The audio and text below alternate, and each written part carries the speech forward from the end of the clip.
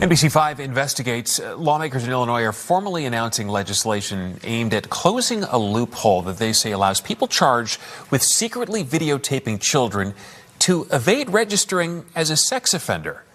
Our investigative reporter, Bennett Haberle, is on the story, joining us now with what he's found out with the story. Bennett? Yeah, Stephan, this is an issue that we have covered before, and it is legislation filed in response, in part, to our reporting. We called them ghost offenders, cases where people charged with sex crimes pleaded down to something else, a lesser, non-sex-related crime, avoiding registering as a sex offender. Well, this new bill takes direct aim at those accused of secretly videotaping children. Former Chicago public schools teacher Elliot Knott was arrested in 2016, accused of secretly recording colleagues at Ogden Elementary on Chicago's Gold Coast. Records from a civil lawsuit show Knott confessed to a therapist he hid a motion-activated camera in a faculty bathroom and pointed it at the toilet.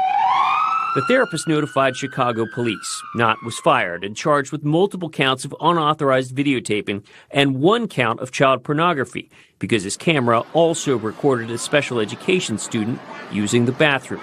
In court, Knott pleaded guilty to multiple counts of unauthorized videotaping. The child porn charge was dropped. 1.5% of people arrested for sex crimes in the city are found guilty of a sex offense.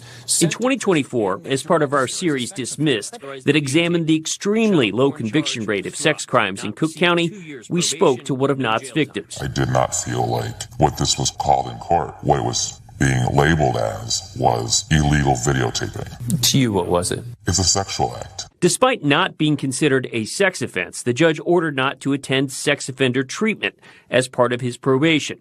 Between 2018 and 2023, NBC5 Investigates found 97 other cases in Cook County with similar circumstances, where a person charged with an alleged sex offense pleaded down to a non-sex crime, yet was still ordered to undergo sex offender treatment. There have been other high-profile cases in the news involving secret recordings, including the one-time CEO of Shuba's nightclub, who in 2022 was convicted of unauthorized videotaping of 3 women. Separately, a suburban ice cream shop owner charged last year in DuPage County has a pending case accusing him of videotaping underage employees. This new bill, introduced Thursday, aims to close what lawmakers consider to be a loophole and would require people convicted of unauthorized videotaping of anyone under the age of 18 to register as a sex offender, if that offense is proven to be sexual in nature. I felt that there was a gap or a loophole in the law that we needed to address so that children that have had something like that happen aren't forced to testify and be further traumatized, but that the act of videotaping children for sexual purposes should be a sex crime and that that individual should have to register so that the community knows and that we don't have children not protected. Now, we spoke to Knott's attorney today. She told us that unauthorized videotaping is not considered a sex crime. Well, State Senator Darby Hills argues it should be. That's why she is putting forth this legislation. By the way, we reported on this before, but Knott was rearrested in 2024 on an exposure charge involving children. He was convicted in one of those cases, sentenced to 5 years in prison, and will eventually have to register as a sex offender, according to court records. State Senator Hill says the bill has already cleared a